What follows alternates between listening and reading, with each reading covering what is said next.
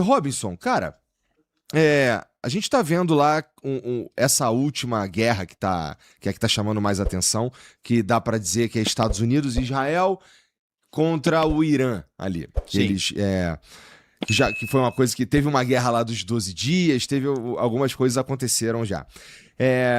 Cara, todo mundo imaginou que fosse ser uma guerra que fosse ser resolvida rápida, ou que nem foi resolvido lá o problema, entre aspas, da Venezuela. O cara entrou, tirou o Maduro e foi embora. Achou que algo parecido ia acontecer no Irã, mas quem entende sabia que isso não ia ser bem assim, né? A gente tá vendo uma guerra que já tá se arrastando mais do que seria, entre aspas, aqui, saudável ou aceitável, porque a gente já tá olhando para uma crise de petróleo e tudo mais. A gente viu o Irã responder atacando bases americanas dentro de países que não os Estados Unidos e nem Israel, como lá no Catar, né?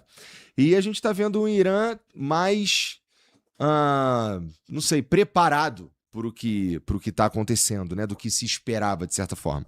Cara, qual que é a análise que você faz do que aconteceu até agora? Irã faz guerra há 2.500 anos.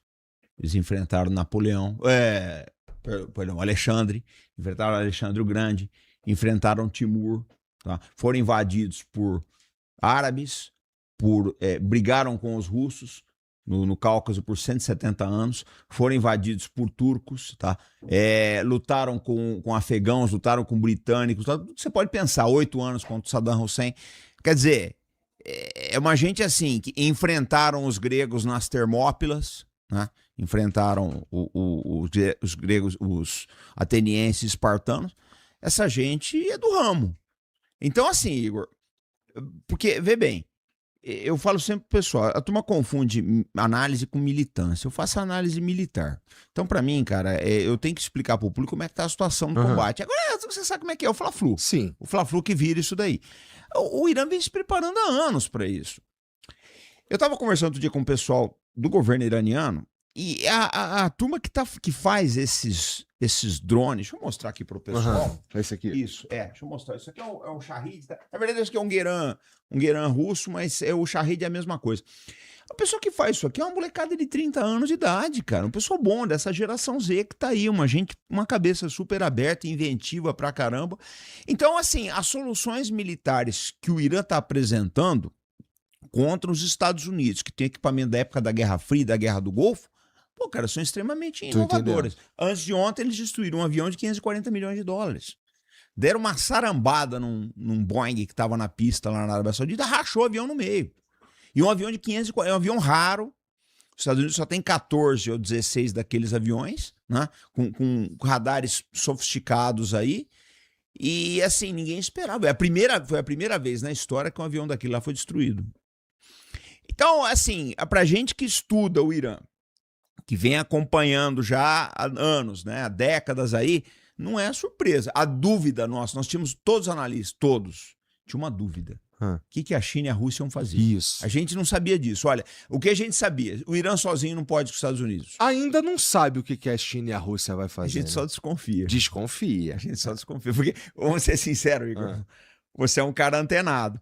A pontaria do Irã melhorou bastante nesses 8 meses, né? Eu preciso explicar ou você quer que eu desenhe? É verdade. No entanto, uma entrada da Rússia ou da China formal, uma ajuda formal já tá mais distante da gente imaginar. Não, né? eles não vão fazer isso. Exato. Principalmente a China. Principalmente a China. Você quer ver uma coisa? Quem tá pagando o pato é a Rússia. Todo mundo fala, a Rússia... Mas eu acho que o chinês está ajudando muito mais e você não vai ver. Porque esse aqui é um negócio que eu observei. O Irã, depois da Guerra dos 12 Dias, eles trocaram o sistema deles de GPS. Eles usavam o GPS americano, que é esse que você usa no teu carro. Muito bem.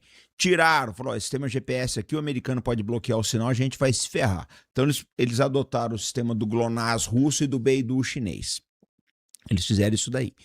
Só que, em paralelo a isso, né, os drones do Irã e os mísseis usam sistemas de leitura do solo e comparação com inteligência artificial e sistemas inerciais que são fabricados na China. Aí o que a gente notou? A pontaria dos caras melhorou pra caramba. Você achar um avião raro no meio do deserto, a 800 quilômetros das tuas bases, pô, tu tem uma pontaria boa pra caramba, né? Deu no meio do avião. Você vê as fotos. Depois Deixa eu ver aí. Como é que é o nome do avião? É E3 Century. Se quiser, eu mando pra ele aí. Tá bom, então manda. Eu vou mandar pra ele aí. Aí o que acontece? Eu tenho separado essas fotos aqui. Esse avião é um avião que você falou que os americanos têm pouco, entre 14 e 16. Sim. Por quê? Porque a gente não sabe exatamente quantos são, ou sei lá. E aí tu também disse que nunca um desses foi destruído. Não, Essa nunca. foi a primeira vez. Basicamente é uma fuselagem do Boeing 707 que a gente coloca uma antena, né? Ele tem um radar PESA, que já não é um radar tão moderno assim. Peraí que eu vou mandar aqui pro pessoal, que eu tô com as 3 fotos aqui. Tá. É avançado. Já pegou? Tá. E esse avião tava a 800 quilômetros do Irã, cara. Tava estacionado no solo.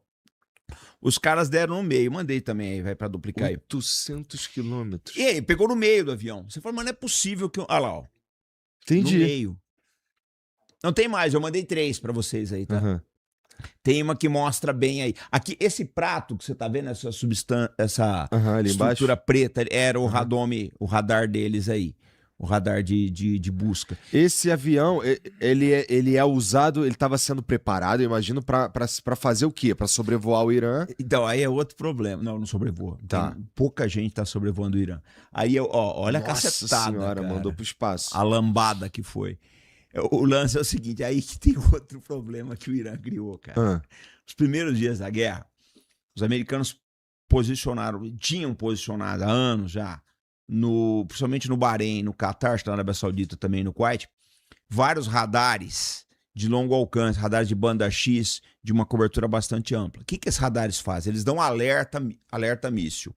Tem mais de 3 a 5 mil quilômetros de alcance. Então, tudo que o Irã lançava de míssil ou a Rússia lançava no sul, esses radares sabiam. Uhum. Enviavam, por exemplo, quando era um ataque israelense, eles enviavam um sinal para Israel. Israel já sabia para onde apontar as baterias dos Patriot. Uhum. A primeira coisa que o Irã fez foi destruir esse radar. Tinha um radar desse que custa $1 bilhão. Meu Deus. Quando eles acabaram com todos esses radares, o que o americano Isso falou? foi naquele ataque que eles fizeram em retaliação logo depois de serem atacados pela... Exatamente. Primeira coisa que eles fizeram foi destruir o radar. Entendi. Não é isso que o que circula os caras do Irã retaliaram bases americanas em países ali do Golfo. Sim, foi isso, mas eles escolheram bem os alvos. Entendi. Escolheram o que tinha de mais caro, que é o radar, e é mais importante. Quando eles destruíram esses radares, eles cegaram os comandos americanos em todo o Oriente Médio. Aí o que eles precisaram fazer? Não, traz os E3 Sentry e agora estão trazendo os E2 Hawkeye da Marinha dos Estados Unidos, que tem um radarzinho mais moderno que o E3. Só que assim, Igor, são vários problemas. Porque quando você começa a se apoiar em avião, você tem que ter uma pista longa. É uma verdade, você tem que ter uma pista. Você tem fadiga da tripulação.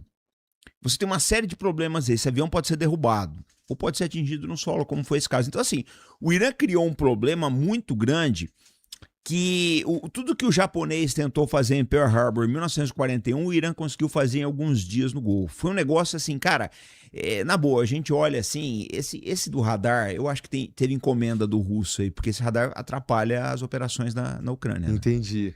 Então, foi um negócio assim, foi do ponto de vista militar, e veja bem, você que está assistindo aqui, não é questão de torcer para um lado ou para o outro, é análise. Foi brilhante, cara. Foi o que Israel fez na Guerra dos 6 Dias de 67. O que Israel fez de brilhante na guerra? Não, o Israel destruiu toda a aviação dos sírios e dos egípcios no solo. Eles acabaram com a aviação, depois, naquela época era assim, você acaba com a aviação, os blindados e os paraquedistas podem avançar, você não tem problema. Só que o que o Irã fez hoje em dia, essas notícias que você vê na televisão, porque os Estados Unidos destruiu a marinha do Irã, mas não é a marinha que conta hoje em dia, cara. O que conta é isso aqui, o que conta é drone e míssil. Hoje você não precisa ter uma força aérea. A Ucrânia quase não tem força aérea. A Ucrânia não tem marinha. No entanto, ela varreu toda a frota russa para o leste do Mar Negro. Hoje em dia não conta mais. Eu tenho uma marinha de não sei quantos navios. A marinha americana está afastada do Irã. O porta-aviões Gerald Ford, ele estava no Mar Vermelho. Aí Dizem que teve um incêndio na lavanderia. Sabe onde ele está hoje? A 3.000 quilômetros ali na Croácia, antiga Iugoslávia. Então olha o poderio dos mísseis, cara. O mundo mudou e é dessa turma que está aqui, essa que é a verdade. É da geração Z, é um outro tipo de guerra. Tá? E como é que isso está sendo tão... É isso que está segurando a onda da Ucrânia, por exemplo, contra a Rússia. Sim. Não é? É isso o dinheiro que eles colocam lá também, porque guerra é dinheiro. Sim, sim. Mas como é que os caras mais da geração antiga, a gente começou, acho que a gente falou quando estava gravando a chamada, que os caras mais antigos das outras gerações, Boomer e geração X, eles estão tendo dificuldade em se adaptar, a entender, na real, essa guerra que está acontecendo agora, não é? Uhum. Mas precisa de uma adaptação, porque, como tu disse, agora é só drone, agora é só coisas que inclusive estão... eu vejo as imagens da guerra lá na Ucrânia, lá, do drone que vem, explode um cara, aí eu fico, caraca, entendi, agora é isso que tá acontecendo. E tem, no caso do Irã, os caras esperam que os Estados Unidos vão tentar chegar com superioridade aérea, porque é isso que eles fazem de uma forma geral também, não é? Então quando você já sabe, inclusive, como é que o cara vai vir, isso não te ajuda também? Não, olha só, você tem que olhar o seguinte, isso aí a televisão também não fala. A maior parte dos disparos de mísseis dos americanos e dos israelenses sobre o Irã é tecnologia standoff. O que é tecnologia standoff? Você vem com a aeronave fora do alcance radar e você lança um míssil ou uma bomba guiada, tá? De maneira que esse avião aqui, ele não está ameaçado pelo sistema de radar que guia os mísseis. Uhum. Só que o problema é outro. Teve um caso aí isso foi outra coisa. Os Estados Unidos tinham um avião, o F-35 seria um avião invisível. Só que o Irã, tanto o Irã quanto a Ucrânia quanto a Rússia, os três, eles estão usando a técnica da emboscada. Como é que funciona essa técnica da emboscada? Você usa muito pouco radar, você sabe as rotas de fuga das aeronaves, você usa muito pouca iluminação de radar para não ser pego por mísseis anti-radiação, você sabe a direção dessas aeronaves e você dispara um míssil guiado por calor. Você sabe que o avião já está ali. Então você dispara um míssil guiado por calor, porque, Igor, o míssil guiado por radar, como ele emite pulso, você sabe no avião militar, que você está sendo trecado. Aí você toma as suas medidas. O míssil guiado por calor, não. Ele não te diz nada. Você não sabe nada. A hora que você menos espera, ele bate no teu motor e você já era. Foi isso que aconteceu com o jato F-35. Então, assim, é o que eu falo para você. Essa garotada, esses engenheiros novos do Irã e da Ucrânia, esses caras estão fazendo o diabo. E eu acho que isso vai ter que mudar completamente a mentalidade das Forças Armadas. Porque hoje em dia faz mais estrago. Na minha época de tenente, era o bombadão da academia e tal. Hoje não, cara. É o garoto aí, o nerd com um celularzinho e um tablet, que esse cara dirige um drone. E aí? Um drone você imobiliza uma companhia no campo de batalha, né?